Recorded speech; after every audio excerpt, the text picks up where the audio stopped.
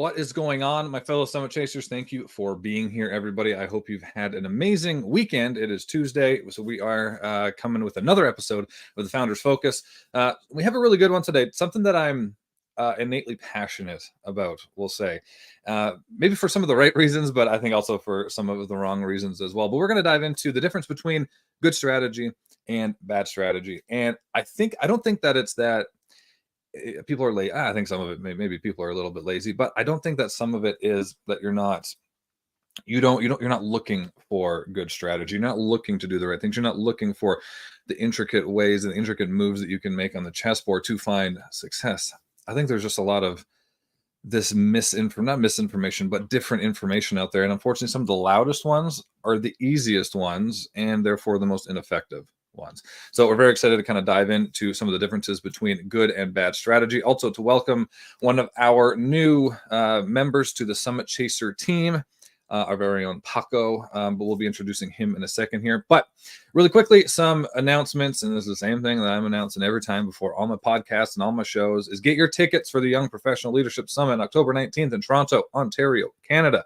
We are very excited for this one. We just had a great meeting, actually about a week ago, late last week, with some of the planning team, and putting together some of the workshops, some of the case studies that we're going to be doing, the ways that we're going to be able to challenge you, whether you're virtual or if you're there in person. It's not going to be like a typical conference where you're sitting there taking notes, listen to somebody talk, everybody claps, somebody else gets introduced up, you take notes, and by 1 p.m. you're like, why'd they take the coffee away? No, you're going to be challenged. You are going to come out a better leader and more professional-minded individual, more strategic-minded individual, and you're going to have actionable things you can take away and do. Actionable things that we're going to practice when we're there. Even better. What more can you ask for? And even better, this isn't priced like some of your typical conferences. Some of these are $3,000, $4,000, $5,000, $15,000 to get a similar experience, sometimes even less of an experience. This one is priced for no matter where you are in your leadership career, your leadership journey, whether you don't even know if you want to apply for that manager role. Maybe you just like being an individual contributor, but you just want to see what it's like. You want to see if you have it. You want to see what it actually truly takes to be a leader. It's priced for you $60 for in-person tickets. And again, this is a full day event you're going to have interactive sessions with the leaders that are there, with people that have 30 plus years of experience leading, growing businesses of thousands of people.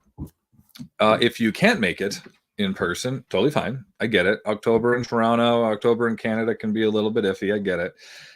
It's just fine. Virtual. We have the virtual options, $20 for virtual tickets. So go to yplsummit.com. That is yplsummit.com. Get your tickets now. You can also see some of our content that we have on there where we highlight some of our speakers, some of the guests that we're going to have there, and some of the panelists as well. So go check it out. Get your tickets. But now to the task at hand. Today, we are going to be talking through the difference between bad and good strategy. And we're going to talk about some of this might go against some of what you've seen out there typically, some popular opinions that might go against some of those things. And I don't mind rubbing people the wrong way or ruffling some feathers. That's what I meant to say. This is what I'm passionate about, and this is what I truly believe the difference between what is good strategy and then what is some of the just fluff. Unfortunately, that's what it is. It's just fluff. But before that, I want to introduce everybody to the newest member of the Summit Chasers team, Paco. Hey, everyone. How you doing, brother? What's going on? So let's, as exciting as you can, and in about a minute, tell everybody as much as they need to know about you. All right. Well, I'm very, very excited to be here with all of you right now. I'm broadcasting from the Woodlands, Texas, near Houston. But I was born and raised in Mexico City. I had the blessing and opportunity to have lived in 4 countries, and I have lived in more than 25 cities, and I have operated in more than 60. So I tend to be a little bit of a global person and a wanderluster. I had the chance to be working in multiple senior leadership roles in General Electric, Amazon, Snapchat, and several startups where I either have been the chief people officer and or a board advisor, and more recently, I also have been supporting multiple businesses and business owners in how can they scale themselves, how can they scale their culture, and also on their international expansion and other things. I'm super excited to be with you all and partnering with Zach and the team and Summit Chasers. So to say that we're excited to have him on the team would be a bit of an understatement. No, we're very, very lucky. We're very, very happy to have you. What is one thing about you that you would say is you would say as a strength of yours that maybe other people wouldn't see as a strength? I think I know how to read people pretty quickly. That's kind of pattern recognition. But, and yes, it sounds a little bit esoterical, but I think after many, many years of trial and error, through a few questions, I can pretty quickly see several traits of an individual through a conversation. Well, that makes me nervous, but also excited because you're still here. So that's very, very good. I love it. I absolutely love it. But today, anyways, this is one of the big reasons I was so excited to have you. One of the many reasons I was so excited to have you today. So you'd be fairly familiar with strategy, with business strategy, whether it's bigger global corporations, because that comes with a whole other different set of challenges and issues to overcome, obstacles, and startups, which again comes up with a very different comparative to the bigger, more established companies. So I'm excited to kind of get your take on this. You've seen these slides beforehand. I might have changed them a little bit, nothing that you would notice really, since I've sent them to you, but I'm excited to jump in. So we're going to really go in depth into, and we're going to be pulling the slides back and forth. There's a lot of information on the slides today. The slides are mostly, and I was telling this to Paco beforehand, to keep us on track. We're not doing this in many different directions, but also so that you guys can follow along as well. And if you do want the slides afterwards, you can just either, if you're on YouTube, just leave a comment. If you're on LinkedIn, you can message me directly. If you're on Facebook, message me directly. We have quite a few people on X right now. So if you're on X, message me directly and I will absolutely send you over the slides. We're not hiding anything.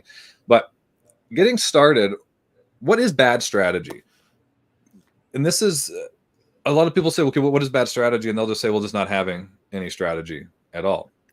I think that it's that's one thing, but also confusing what strategy means. I think that's one big thing. Right. So let's bring up the first slide here. So a bad strategy fails to address critical issues.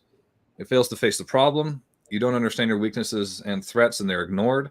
It fails to take the full picture into account, and you end up avoiding these problems. And they're a lot of times because they're generally involve difficult decisions. And this is one of my favorite ones, is you blame underperformance, which underperformance isn't that's not a problem. It's a result from bad strategy and implementation. So reading this right away, what are your initial thoughts, Paco? Man, so when we talk about strategy, my easiest explanation, because sometimes there's a reason there's thousands of books about it. If it was perfect and so easy to understand, everybody would grasp it.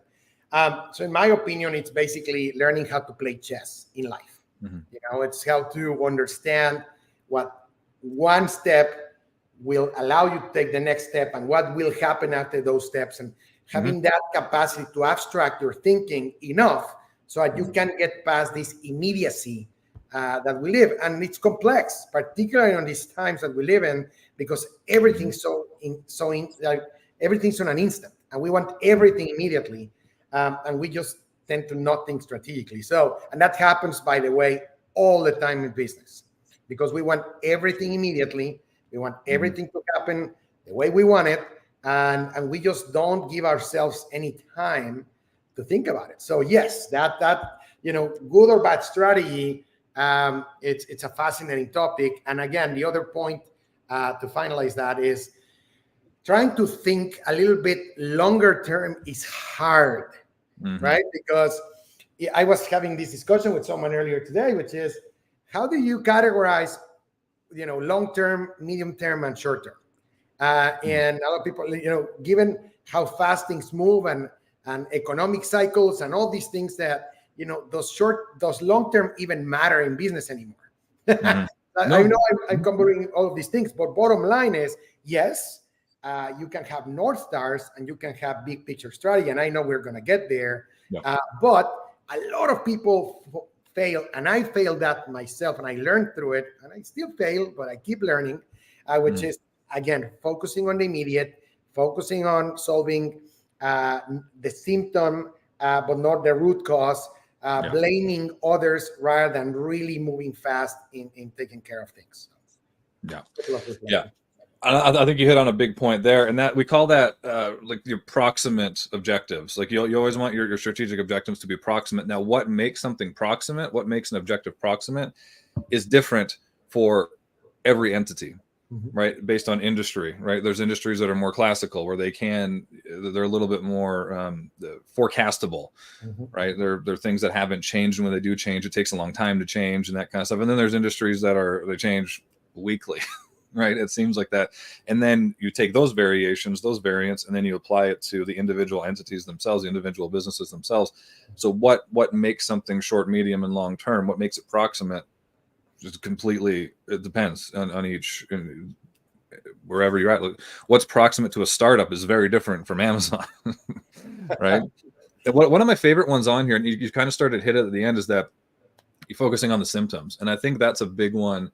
The very last one here, which is where you blame underperformance on being the actual that is the issue. That is the critical issue that we're looking at, is because I have the wrong people, or this thing's just not working, right? Where that is the result of it being implemented incorrectly. And there's a really good example of this, just focusing on just on the underperformance itself. And I think it was in Los Angeles.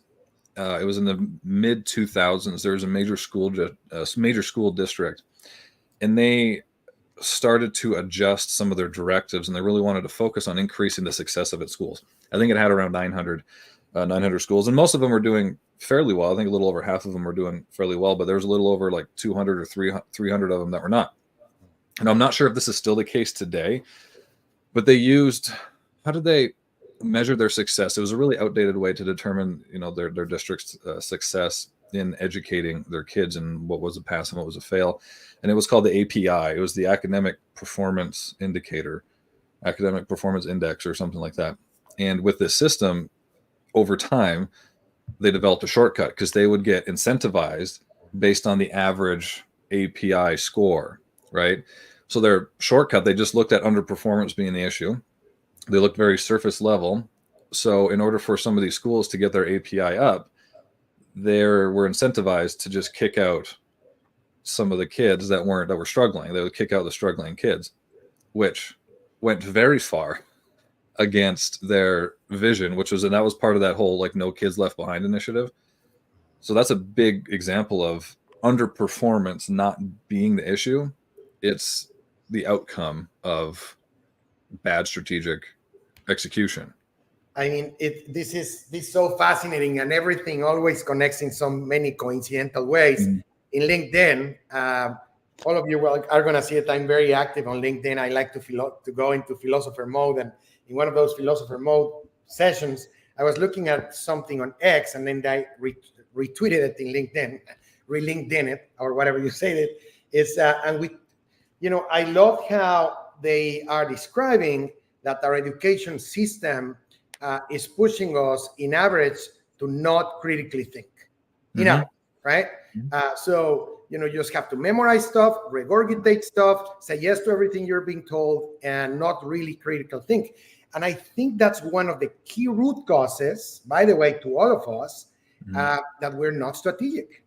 Because in order to be strategic, you have to ask yourself why, what will happen, why. So one of the best tools to get into root cause analysis is asking yourself why 10 times sometimes, right? It's all that's critically thinking. It's really making sure that you can come to your own assumptions and your own conclusions by looking at multiple parts of the spectrum instead of just blindly doing something. Right now in social media and in business, a lot of people are saying, I did my research and I found this. And that research was just one Google search. And unfortunately, that's happening across business all the time. And then you're trying to make a strategic business decision. And I've been through that myself too. So I'm not perfect. I blame myself too. It's easy to fall into that, but it's like, oh, let me try to research pretty quickly what's happening. Let me ask ChatGPT or any other LLM to tell me this. They summarize it to you, and then you just regurgitate what the LLM is telling you, and it could even be hallucinating, and then you're screwing up your business strategy because you're not giving yourself a second to think and critically think. Yeah, it's putting the Band-Aid on the bullet hole. It just and that's a huge, I mean, you hit the nail on the head. That's a huge reason why it's difficult for us to dive deeper and find the root cause. Like that root cause analysis. It's not leaf analysis, right? Get it? Roots, tree. Anyways, it's root cause. Getting to the actual reason why. And in that story that I was about the schools, like they found out. I mean, when they actually did some analysis, and again, a lot of it was just through them screwing up. And they started putting some initiatives together. They're like, okay, we're going to get the communities more involved. We're going to get the parents more involved and all this kind of stuff. Where a lot of these schools, the parents, they didn't graduate high school. Some of them don't even know how to read. They're working all the time because they have, low wage jobs. So they're not going to get involved. And even if they did, they're not going to know.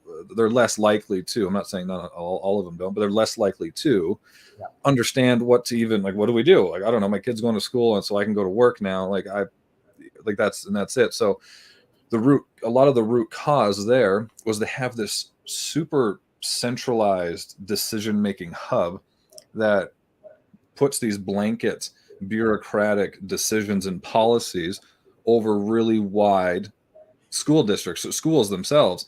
But they'd be making strategic decisions for 150 schools. Well, 50 of them are in Beverly Hills. The other 50 are in impoverished neighborhoods, and the other 50 are scattered other places. They do not. There's the root cause analysis for each one of those schools is going to be different, right? So they found that was really the issue. So they started. Eventually, I think that they started anyways. They started to create more kind of specialized teams to make decisions and grouping schools together, not just based on area or zip code or anything like that, but based on surrounding area, the wages and stuff like that, right? So like the actual community of that's the thing. Like if you just look on the outside, it's like, oh, their API sucks. Kids aren't graduating, or the kids that are graduating, like they're not smart. So let's just get rid of some of the bottom ones, and then the API will go up. It just doesn't make any sense. They were doing forced ranking with kids. Exactly. Yeah. And I know this is a much bigger topic. I'll just go quick, but this reminds me of one of my favorite laws, like Murphy's Law. It's Parkinson's Law. So if you haven't read about it, so Parkinson's Law, one of my favorite ones says, work expands so as to fill the time available for its completion. What that means is that bureaucratic institutions are a perfect example of how one day someone had an idea that kind of made sense at that point in time, and then it starts to grow into a life on its own.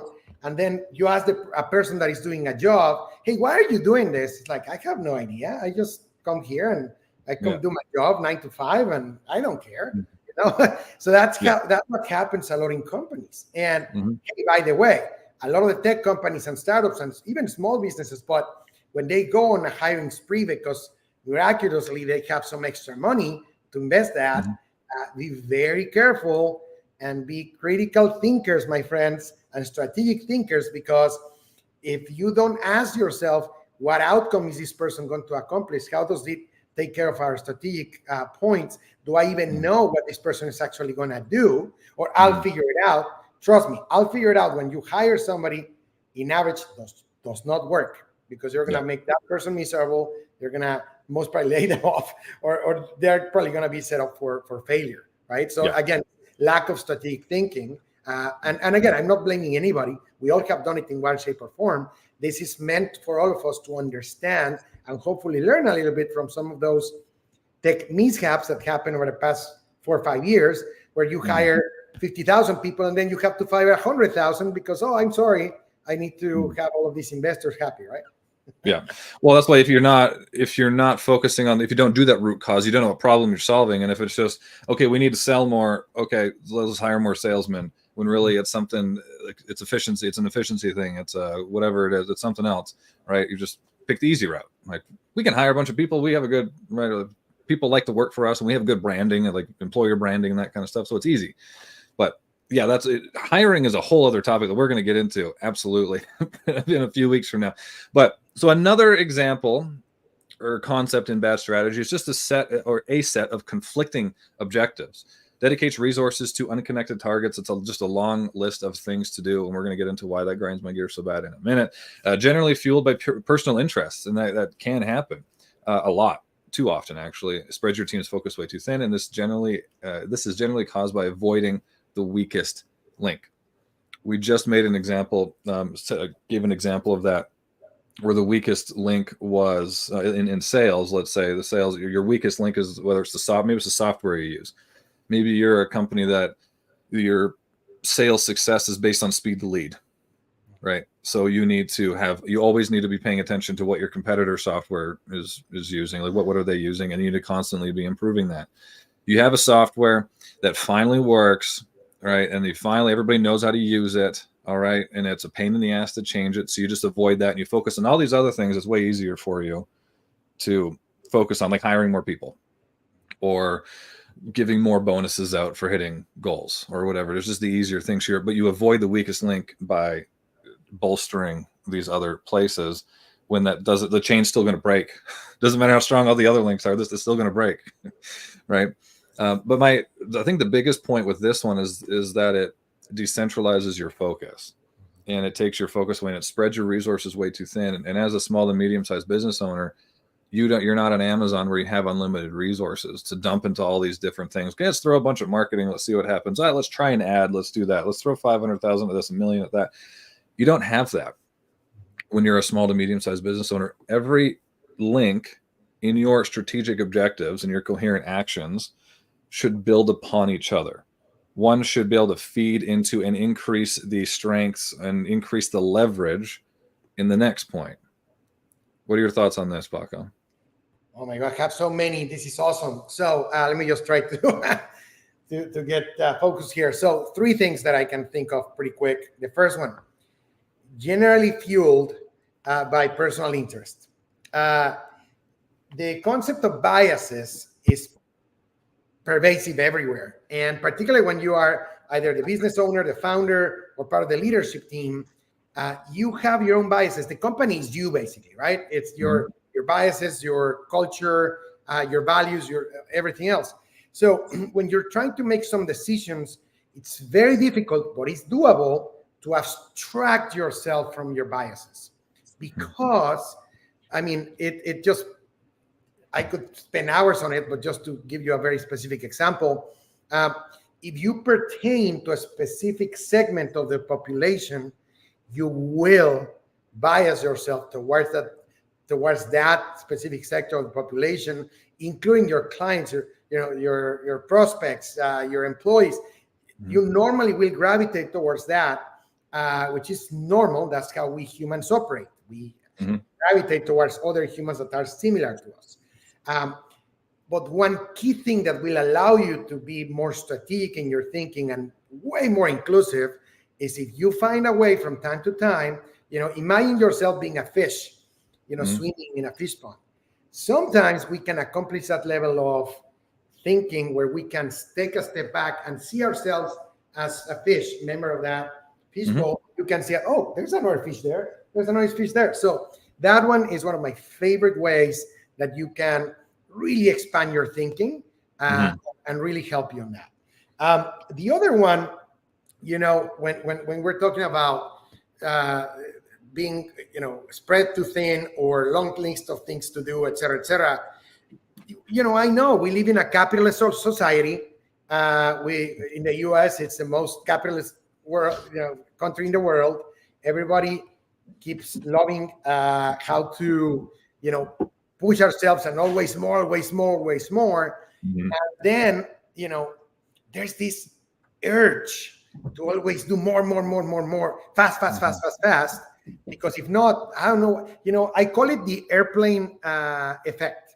So have you noticed what happens the instant that on an airplane, that little thing happens when the plane lands? Everybody gets into this moment that they want to get out of the airplane, immediately. It's, and it's like you can hang on a little bit and chill. It's exactly the same thing with business. So I'm not saying that people should not be ambitious. Of course, you have to be ambitious. That's fine. It's part of your DNA as a founder or leader. But you can control your ambition a little bit by being more strategic. And then, you can find ways to stop yourself a little bit. I'll give you a super quick comment. I was coaching a leader that has a very niche business opportunity in one county here in Houston. He's the number one player in that specific industry in that specific county. He wanted to just go and expand super quick. And he said, you know what I do? I got it. I have 10 years under my belt. Let me just expand to these other 10 counties. And then I want to expand to all of the US. And I said, okay, sure, you can do all of that stuff. Let me just give you 3 things to think about. Number 1, do you even know how to hire people outside of Texas? Number 2, do you even know what are the code? It's on the construction industry. What the construction codes are even outside of your county. Number 3, do you know how much time it took you to really do the proper client acquisition, brand, creation, all of those things outside of your comfort zone? Mm-hmm. Those 3 questions allowed for a person to say, oh, you know what? You're right. I got inspired by all of these people in YouTube and in X and all of these influencers that I have to push myself out of my comfort zone. But I was just trying to throw spaghetti at all of the walls at the same time. Well, as you said, if you have unlimited resources, congratulations. Give us the recipe. But because most of us don't have them, you always have to play that difficult, role of allowing for some experimentation, which is key, right? And getting a little bit, but you also have to balance that with frugality and always trying to find out how do you balance out experimentation, a little bit of ways to learn, particularly when it's experiment, but also how to focus your team and try to find the right way so that, as you correctly said, yes, we all have all of these ideas. Let's focus people. This week, what are the 3 things that we're going to accomplish? And if we don't accomplish one, are we going to die? No, but these 2 are key for our survival. Those type of things people just don't do. Those are habits, right? And everything that you just explained reminded me of a story. And this is from, do you know who, so let me tell everybody the reason I'm going to tell everybody this story, because initially it's going to seem like this doesn't make any sense. So we're talking about business in 2024 when I'm talking about the Roman Empire in 2012 BC.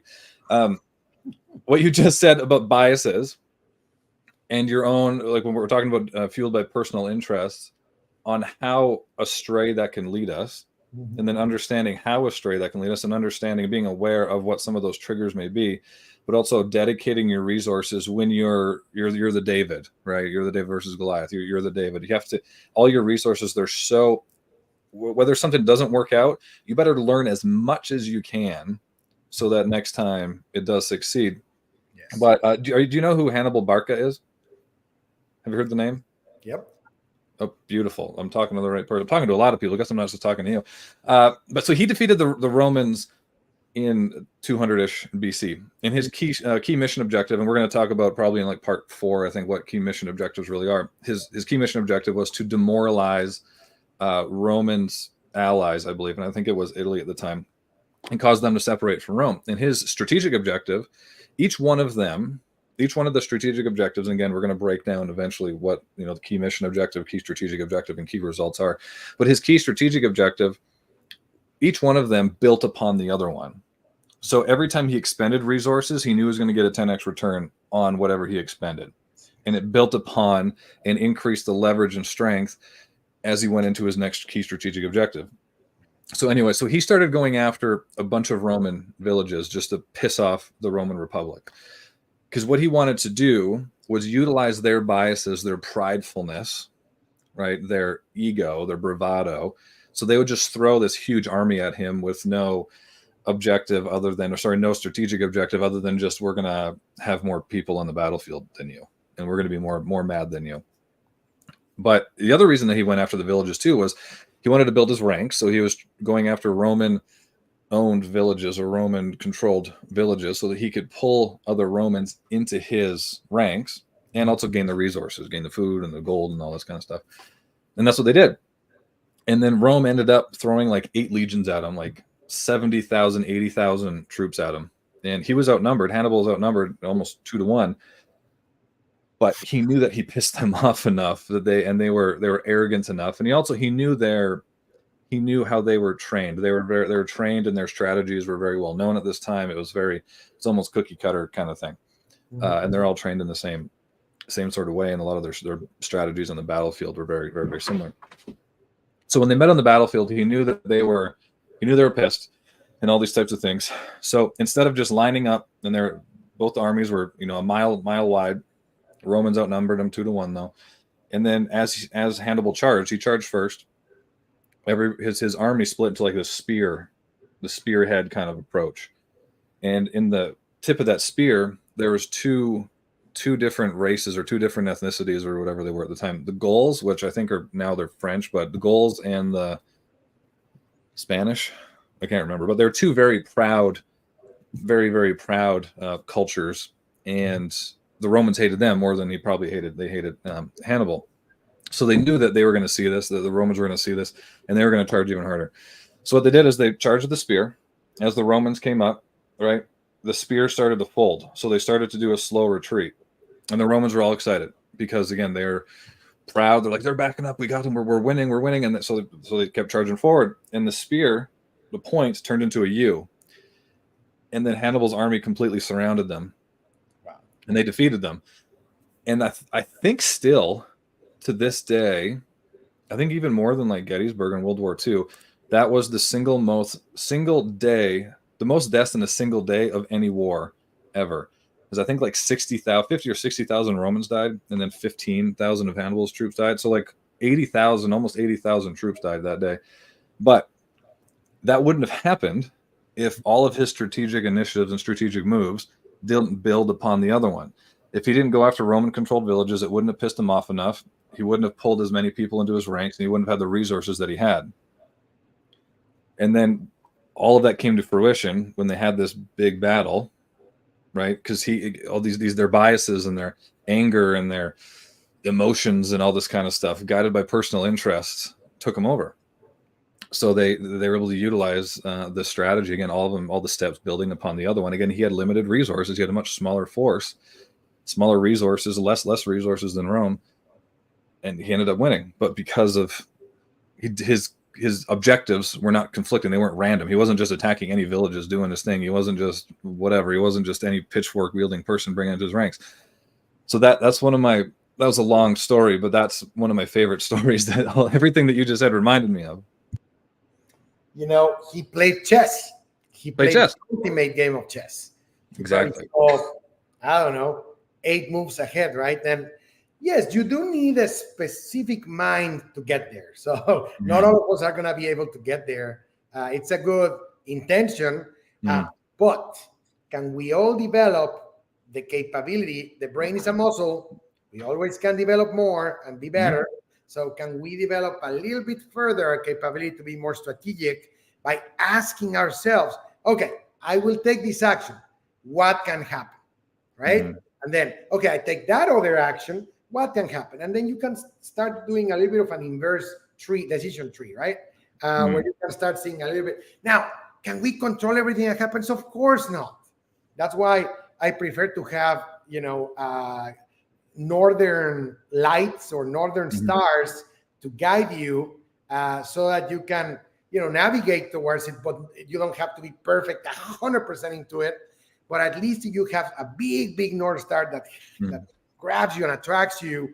That way you can keep gravitating towards it, even if you have to deviate a little bit, right? Yeah. And we talked about this last week. So if you haven't watched that one yet, go back and watch the replay of that one after this. We're live right now. Nothing Beats Live. So stay here. But after this, go watch last week's, because we talked about the vision and the mission and how some of the most successful companies, they utilize that vision to keep them within the guardrails. Now you can move side to side. You can swivel within those guardrails. It's kind of like a highway, right? Stay within your lane, put your seatbelt on, that kind of stuff. But it keeps you at least driving in the right direction. You go back to that school example, the school district example.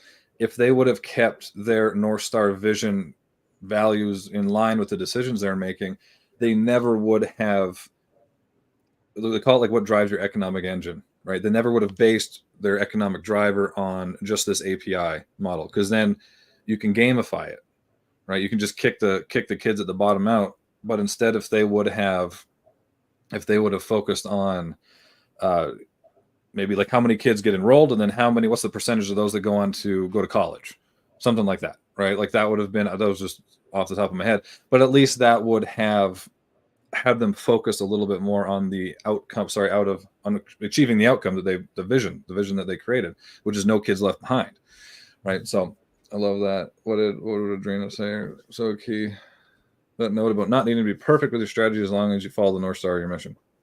Exactly. At least you're going to stay within those guardrails, like we said. All right, moving on to the next. This one, Paco, this one gets me.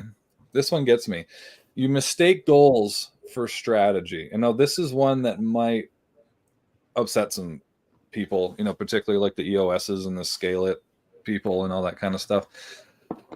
Because goals are not strategy. They're not. They're just, and they eventually turn into the fluff pieces filled with Sunday words. And I love that analogy of Sunday words. They're a bunch of motivational speeches with quotes from successful leaders that they didn't probably even write the quotes themselves, or relies on try harder or commitment to excellence or reach for the star sentiments that eventually fizzle out.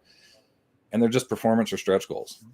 And we see this so often where, okay, this month, and actually I think the next slide is, I should know what the next slide is from an old client of mine. This was their initial key strategies that they had. I kept them secret who they are, but this was their strategy. We'll commit to our customers and over deliver. We will grow revenue by 18% each year. We will maintain profit margin of at least 15%. We will create a culture of commitment. Those goals are commitments that we all work to keep, and we will practice radical transparency. This is their strategy.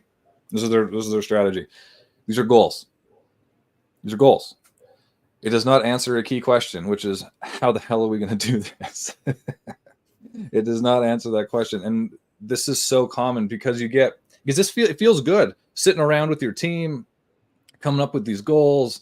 How successful are we going to be? We're going to be on yachts next year and all this kind of stuff. And I've fallen victim to this many times. And we're in the boardroom. We have a weekend offsite. We got these goals like, okay, in 10 years, we're going to look like this. In 5 years, we're going to look like this, and we're going to grow and blah, blah, blah. And everyone's like, yeah, let's go. Let's do it. Let's try harder, commitment. And then 2 months later, something happens and we kind of forgot about it. It happens. What are your thoughts? Man, I have so many memories, but I could, this is so fascinating because,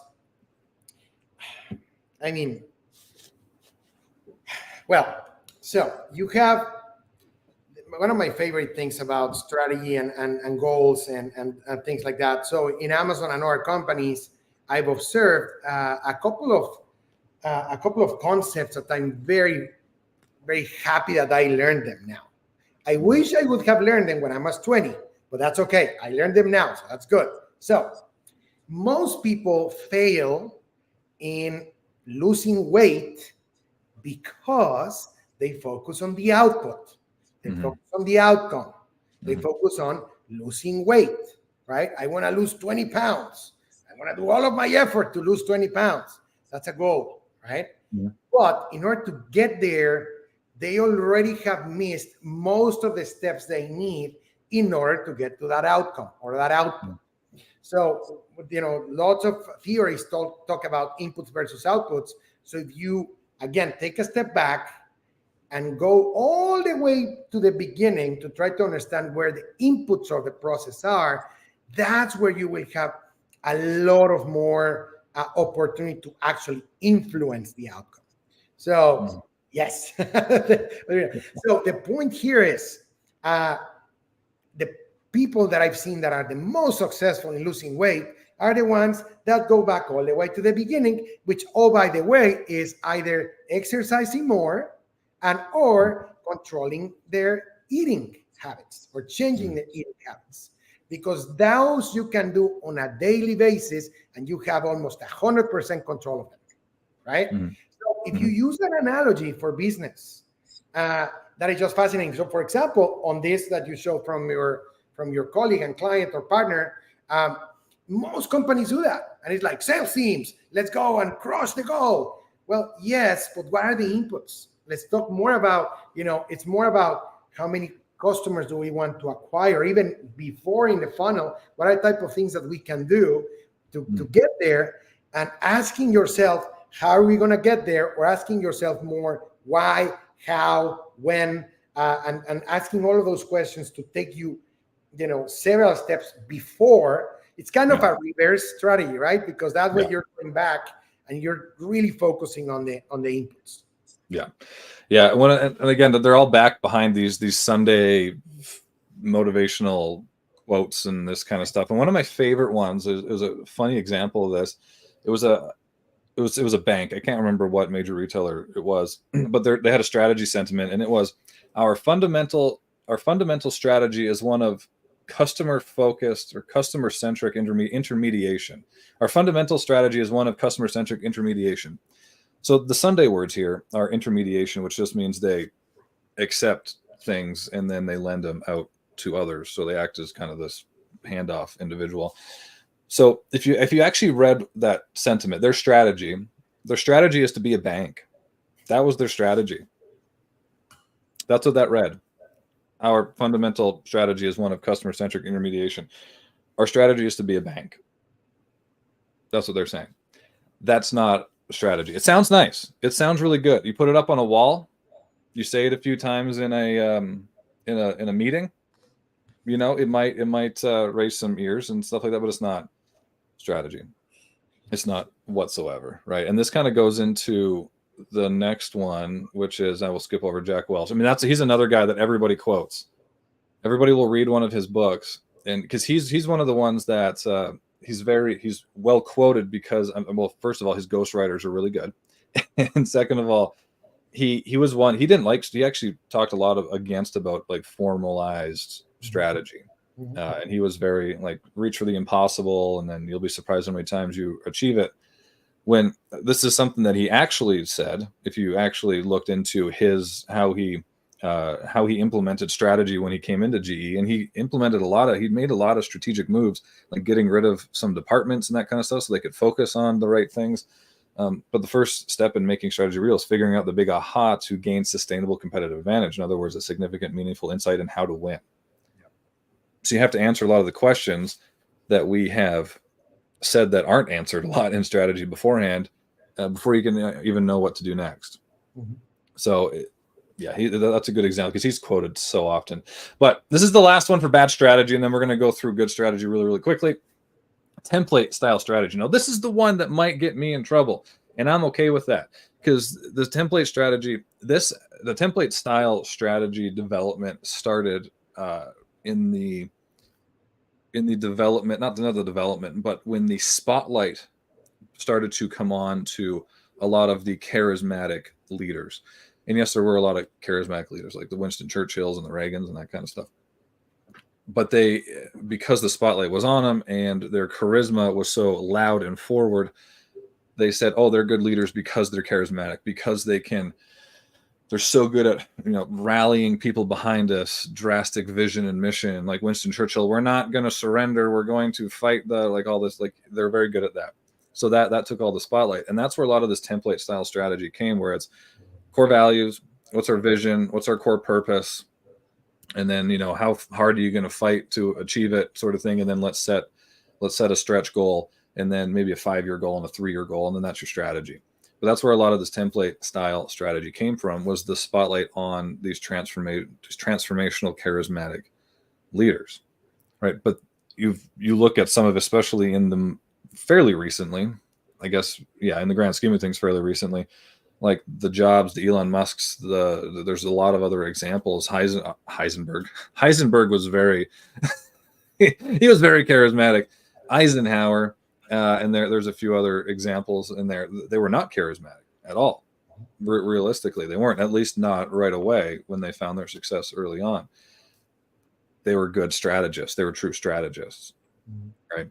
And a lot of these template style strategies, they miss a lot of things. They don't take your market environment into consideration, and it doesn't really face the critical root cause issues.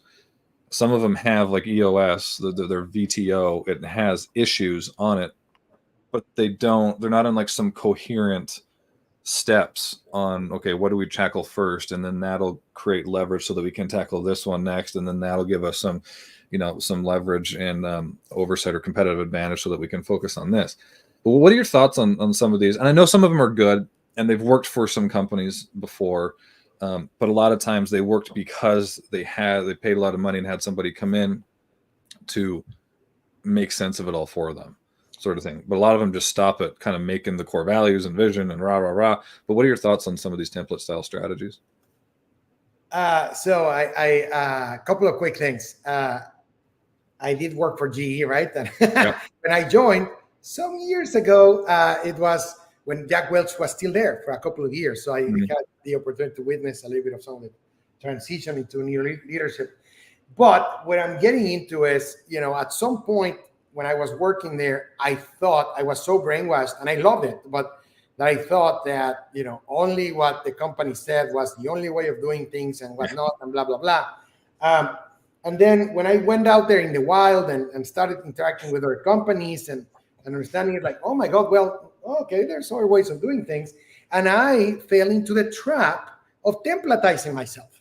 Mm-hmm. So I did that. Even as a consultant or advisor or partner, whatever you want to call that, I started going into some way smaller companies, startups, or SMBs or whatever.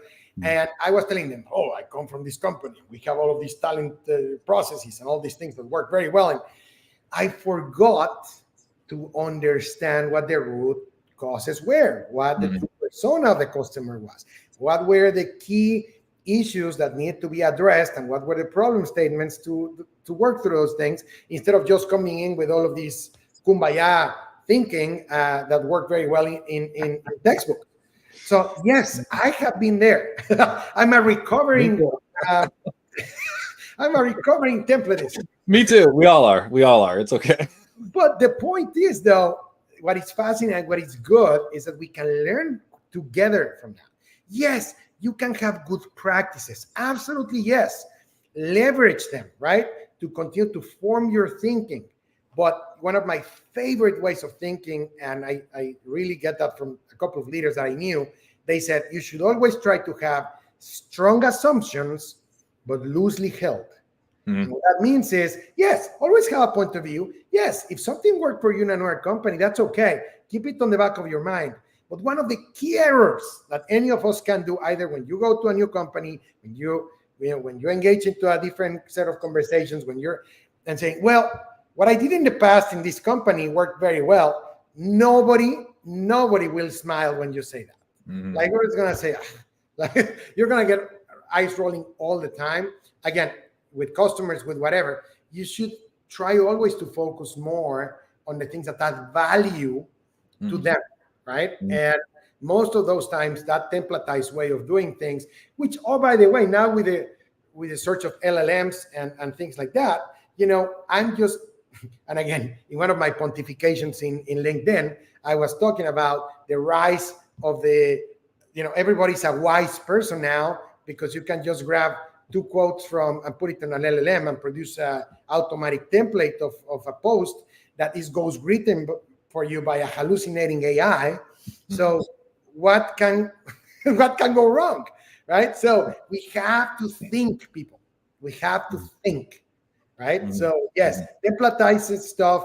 It can be inspirational, it can be charismatic, but the most important thing is it practical or not, right? Is it applicable or not, and why?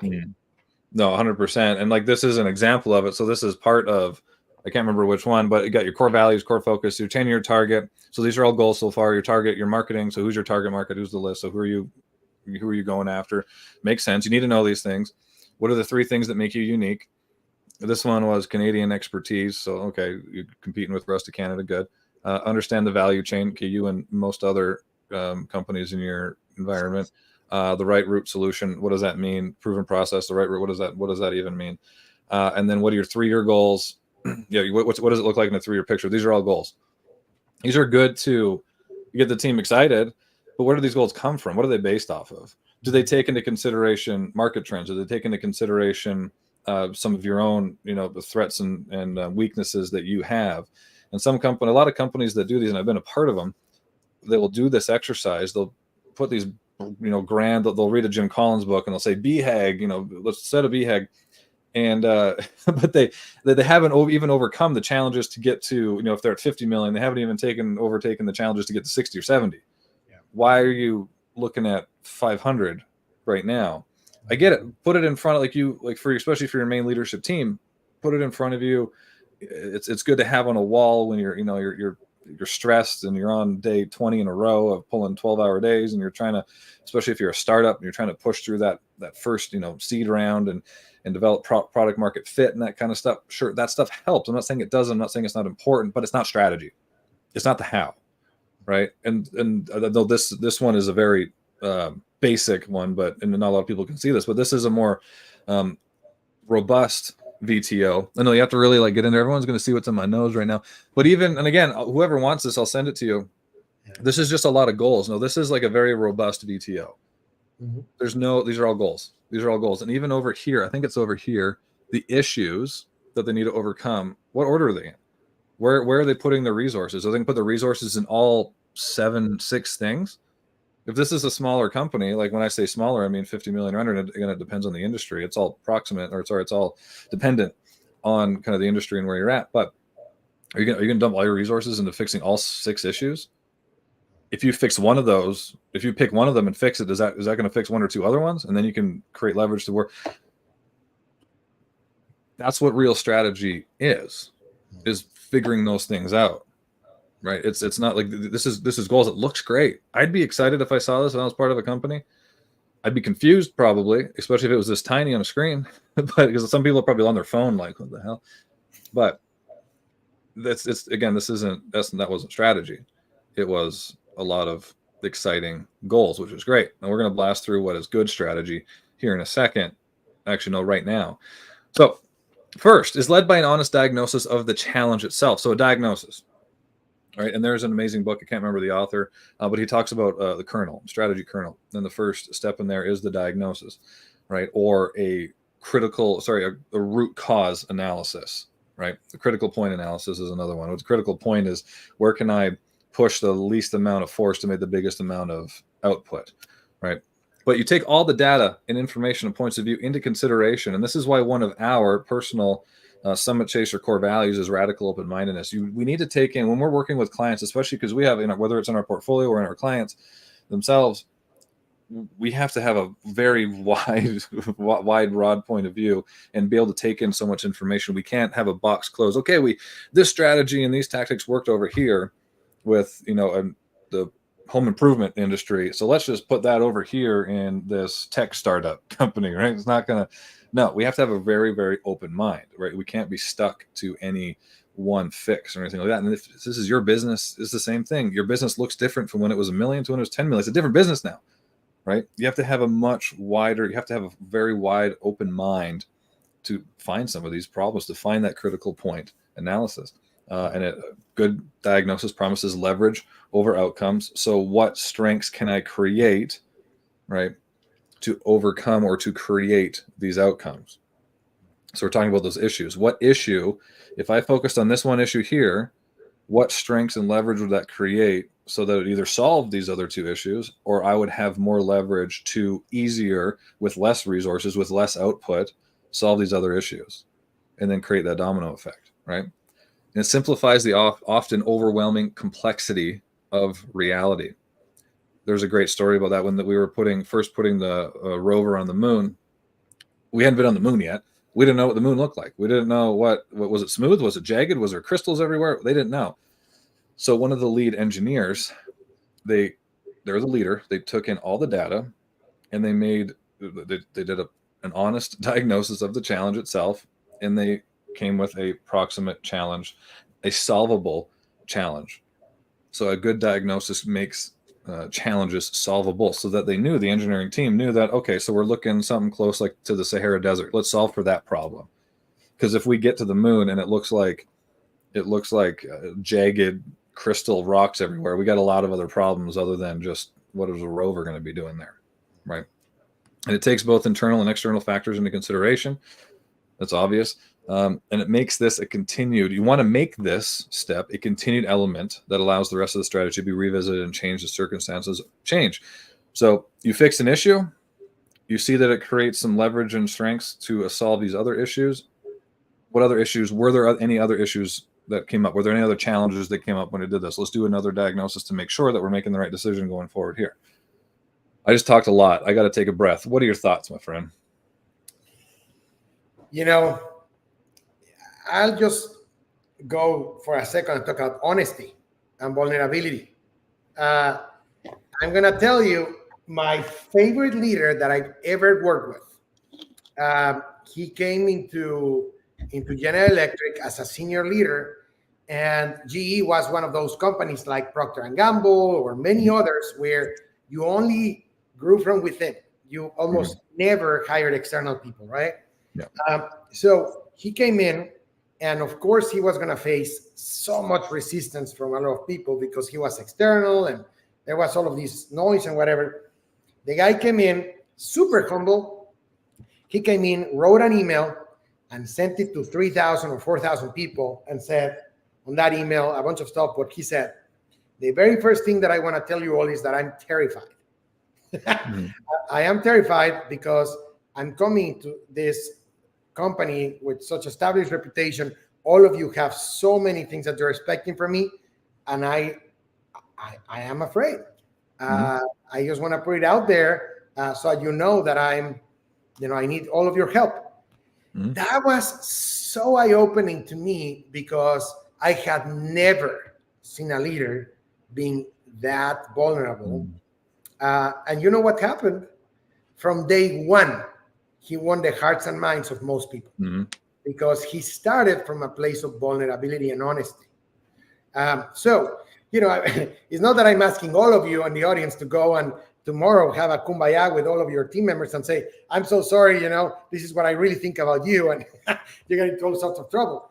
But if you can learn one thing about it is that making honest assessments about what's happening takes a lot of ego suppression. I'm sorry, but a lot of your founders or co-founders or inherited a business or whatever, you will have founder syndrome, my friends. And it's not bad, but sometimes when you're the only person making decisions, you can get to a point where you're just talking to a mirror. It's like, hey, mirror, what do you think? So you can get very lonely very quickly. So in order to do that ego suppression, in order to take that step back and be able to have a much more honest view of what's happening, you sometimes need to have someone else to talk to. So that's important from a strategy perspective, because if you always think that you're the only one that knows the truth, or that the only one that knows how to do things, I guarantee to you, your business is not going to scale.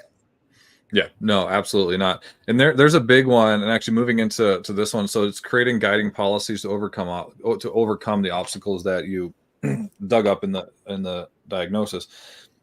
I had a client of mine. This was now 2 years ago. Time flies. They were in the home improvement space, and when we were doing our initial diagnosis, we would ask them, okay, this is the position that you're in.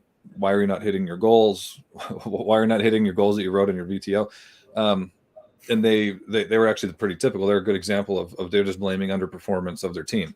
They're saying, they would have a week that was good. They would rake in some good money. Then they'd go party the next week, and then they'd have that weekend, and then they'd have a bad week. So they blamed underperformance. They also blame people not being organized, leaders not holding their teams accountable, and that kind of stuff. Again, they're blaming underperformance, but as we know, underperformance is a result. It's not an actual problem itself. It's not the root cause, right? It's a problem, but it's a symptom. It's a symptom of something else. So as we kind of got a little bit deeper into it, we found that their systems that they were in right now, like their systems, like their softwares that they were using, their CRM wasn't talking to their customer service platform. Their customer service platform wasn't talking to the platform that read all the measurements for the stuff that they were building in their factory and that kind of stuff. So there's a lot of like manual data entry. There's a lot of confusion. There would be a lot of lack of rollover in pay because a lot of the projects were delayed. So therefore the commission wasn't being paid out to some of the salesmen when they thought they were going to be paid. So then the next week they'd be like, my paycheck wasn't as good as I thought it would be. So I don't know what I'm doing. I'm not getting paid for the stuff I'm doing. But anyways, so this was a big issue. And then to your point of leaders being vulnerable and willing to admit their mistakes and that kind of stuff. And we were talking about biases earlier. A big bias that I see with a lot of founders is it's a version of, or a nail on the head of, the sunk cost bias. We've already invested so much time. I've touted for this. I've gone to bat for this software, this decision that I've made. We spent this much money, this much time. Everybody already knows how to use it. I'm not admitting I'm wrong. I'm not admitting that it's something that we shouldn't be doing. I'm not admitting that this could be the root cause of the problem. So we got to the point where we showed enough data, we showed enough proof. They're like, no, you're right. I think I was too ego. My ego was taken over. I didn't want to admit I was wrong, but also they're very scared of the work it would take to make the decision to switch all their softwares over. Mm-hmm. So in this case, what we did, they're guiding, after we did the diagnosis, we found out the actual problem. And then we decided, okay, where are we going to focus on first? What aspect would we focus on first to make the biggest overarching impact and then lead into favorable results into the next strategic objectives? We created a guiding policy, and the guiding policy was every step in the product and customer flow, everybody, no matter whether they're the salesman, whether they're on the manufacturing line, or whether they're in customer service, they should be able to know exactly where that product is, what the history of it is, what the outcome of it was, right? Everybody should be privy to that information. So everybody should be able to see it. So then, in other words, their systems had to be set up in a way where they were either all in one or they were integrated very efficiently. And that was the guiding policy, right? And then from there, when you have that guiding policy, I hope everybody read that because I'm skipping over it because we're already at an hour, is you structure the coherent, you need structured, coherent action. This is where a lot of people stop just before this one. They stop just before they're ready to take action.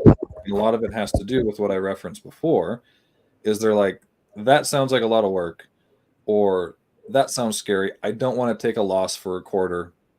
I don't want, especially if you're a publicly traded company, you don't want your investors, and you don't want it to be public news that you had a bad quarter, right? Because that's going to drop your stocks and all that kind of good stuff, and it's going to be in the news and all that. But a lot of people don't want to take this action because of those things, whether it's because they're scared, or again, they have investors breathing down their neck, or last time they made one of these decisions, it was harder for them to get out of the hole, whatever it was. But what are your thoughts on what I'm saying?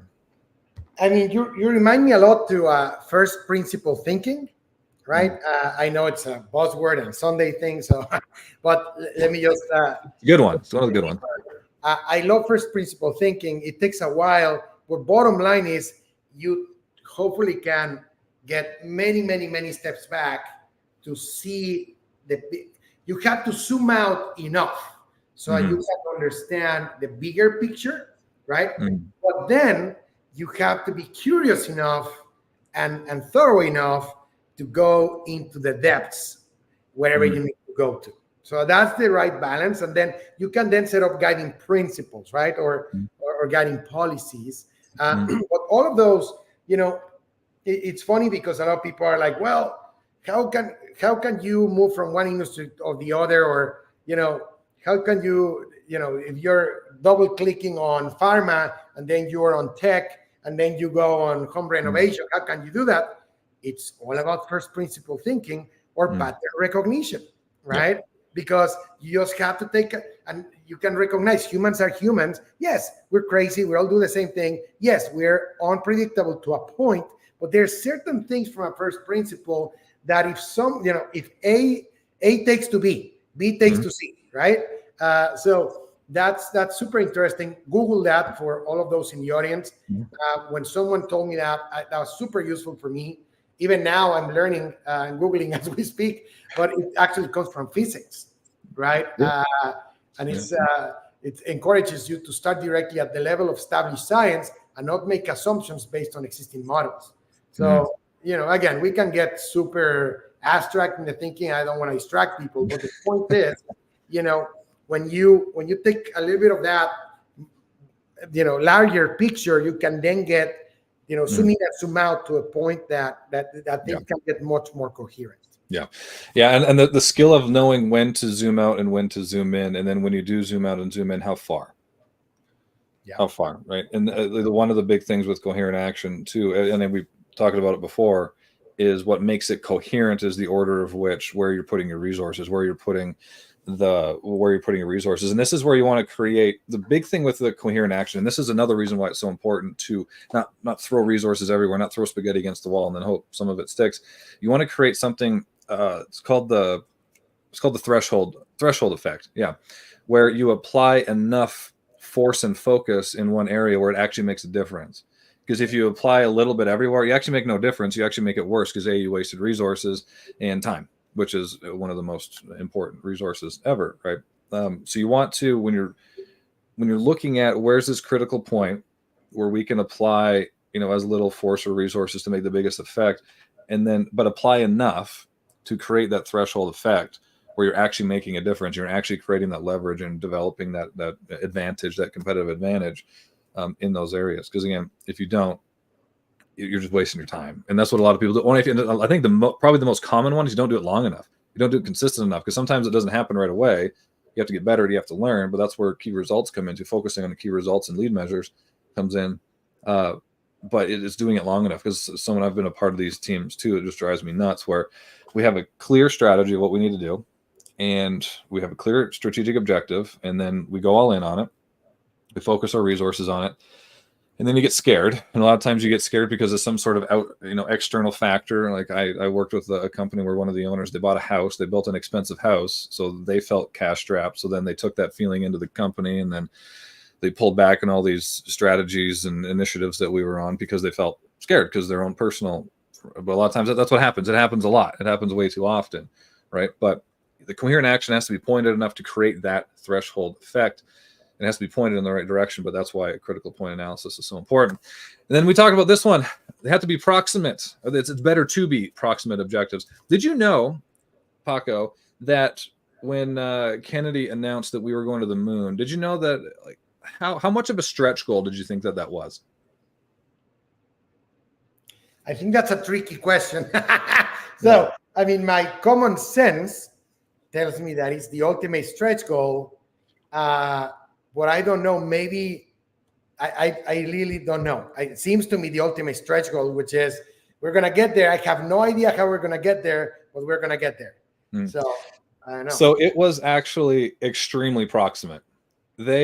So prior to him even doing that speech, and the reason, it was pretty obvious the reason why he wanted it to seem like we're going after the impossible, is to rally the entire country, rally everybody around it, with more people donating money to research and all this kind of stuff.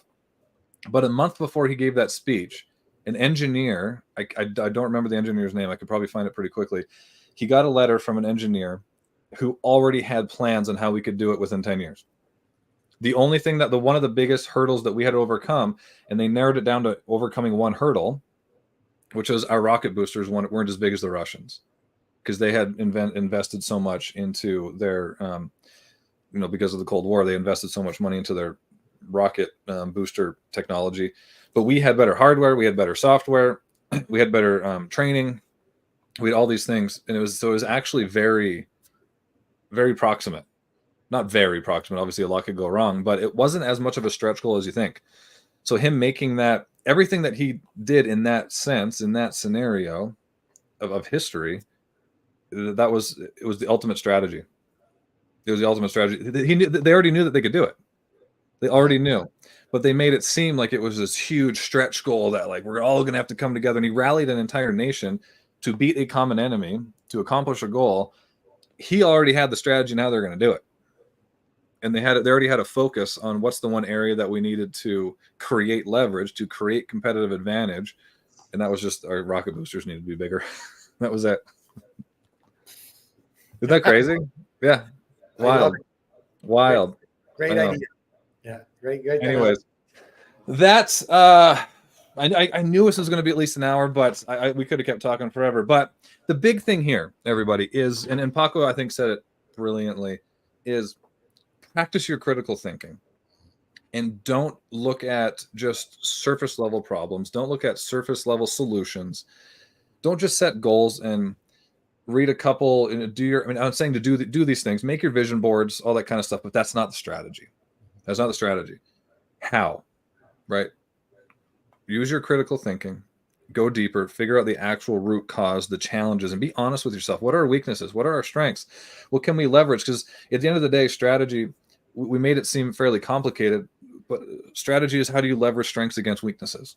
The weaknesses, whether it's in the market, and weaknesses, I don't mean weaknesses as far as like the weak or weak links or things like that, but how do you leverage strengths against opportunities, gaps in the market, specific ICPs, specific ideal, customer bases that you are innately well versed in servicing. Right? We have to be honest. Again, what Paco said, you have to be very honest with yourself, and you have to do the right investigation, do the proper diagnosis, and be honest and figure out what those things are and understand your business. If you go watch the last video from last week, where you understand, know your business, know your strengths. Because I've worked with companies where they had no idea what to their customers, to the market, what made them unique, what made them strong, what were their strengths. And once you figure that out, even just that could make a lot of changes. But don't stop there. Don't stop there. Right? That's the worst thing you do. Okay, we have the strength. Okay, now we're going to set goals again. Right? Feel better about it now, at least. No. Critical thinking, do your diagnosis, create those guiding policies to fulfill upon the challenges that you found during the diagnosis, and then create coherent actions. And what makes them coherent is they have a subsequent order that leverages one upon the other. And when you do set these goals, set them proximate. Again, shooting for the stars is great. Save that for your vision. But when it comes to actual accomplishing your key strategic objectives and your key mission objectives, make them proximate. Even Kennedy did it when he went to the moon. Now that you learned that, the ultimate stretch goal was actually not that much of a stretch. I mean, it was a big stretch, but not as much of a stretch as we all thought. But Paco, do you have any last words? Yeah. One of my favorite concepts is creating a personal board of directors, right? Mm-hmm. Or the typical lingo is surround yourself with individuals that are better than you, or you're the sum of the people that are around you, whatever that is. But my point here is strategy. It's a very scary topic. There's so much stuff written around, and sometimes we can get very overwhelmed because we still have to get stuff done and then be strategic and all those things.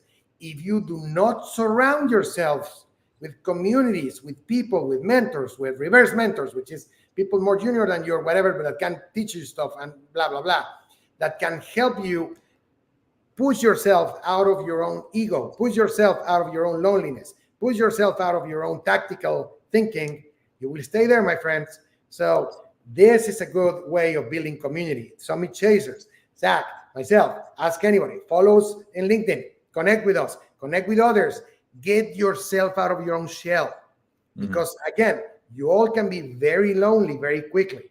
So surround yourself with individuals that can make you more strategic, right? That's why we're excited to have Paco on. That's why I'm excited to have Paco on. I love it. I absolutely love it.